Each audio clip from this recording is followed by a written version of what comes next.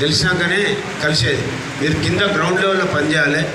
ఎందుకంటే అందరూ కూడా నాతో మాట్లాడారు, చాలా ఇబ్బందిగా ఉంది. ఎందుకంటే ఎక్కడెక్కడి నుంచి వస్తే మన క్యాన్వసింగ్ కూడా పోతలేదు. కానీ మేడం వచ్చింది చాలా సీరియస్. ఎందుకంటే కింది స్థాయికి మనకు క్యాన్వసింగ్ వెళ్ళాలనే ఉద్దేశంతో మేడం వచ్చింది.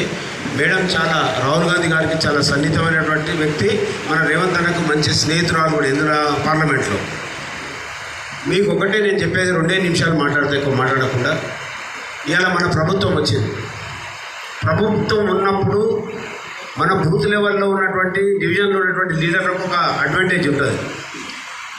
ఎట్లాగో చదువుకున్నటువంటి వాళ్ళ మీద మనం ఏం మాట్లాడలేము. వాళ్ళు కూడా చెప్పొచ్చు కాలనీలలో మనం పోయి.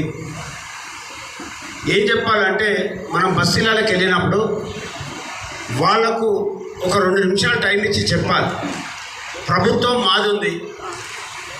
మీరు ప్రభుత్వం మాదినప్పుడు వేరే కోట్లేస్తే